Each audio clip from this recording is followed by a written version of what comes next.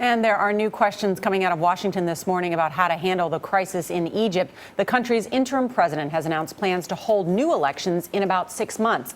But that's doing little to calm the fears the country is descending into chaos. Yesterday was the deadliest day since President Mohamed Morsi was ousted. CBS News political director John Dickerson is with us. John, good morning. Good morning, Nora. You see the White House walking a very fine line on this. You have lawmakers saying we should end this massive aid that we give Egypt. What take does the White House make on this? Well, you see yesterday the White House not calling it a coup, but when you have the military removing the democratically elected president, people being beaten in the street, this is not a democracy do-over.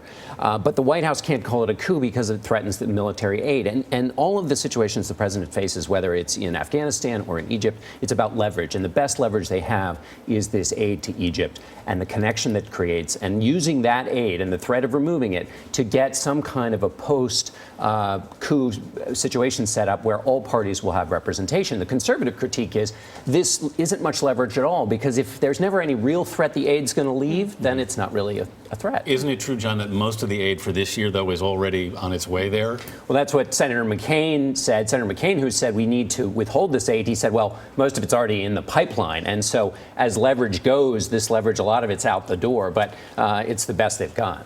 Meanwhile, we've just learned that the president is considering pulling all troops out of Afghanistan faster than he originally intended. This is in the New York Times this morning.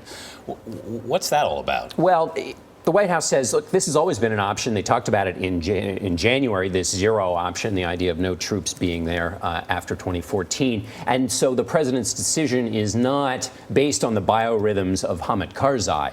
But there are plenty of other reasons other than Karzai's mercurial response to things, his kind of blowing up the negotiations with the Taliban that were going on. That is a part of what has the White House so angry at him.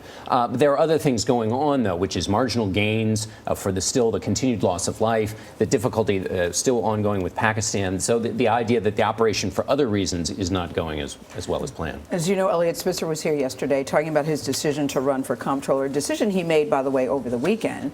And you wrote about it in your piece for Slate, where you said he wants New Yorkers to give him the one thing that he has never shown anyone else: forgiveness. That's right. What do you mean? Because he clearly said that's exactly what he wants. That's right. On the show, he said he wants forgiveness. But if you look at his career, this was not, I mean, he calls himself the steamroller. That's not a piece of equipment associated with mercy. And when he's running for office, he's saying, look at what I did as Attorney General. And that was it. We're hard-charging, no mercy, relentless. And basically, voters, they don't need to forgive him. They need to just not care. They need to think he has skills and talents for this job as comptroller that are more important than anything that may have happened in his personal life. Don't you just find yourself after John's here just writing down his quotes? It is a quote a minute. Yes. A steamroller. Yes. Steamroller, not a machine associated with mercy. No. If you want mercy, you're going to have to go to like a backhoe or some other piece of construction equipment. That's an interesting turn of phrase, John. Again. The voters will decide. John Dickerson, thanks. John.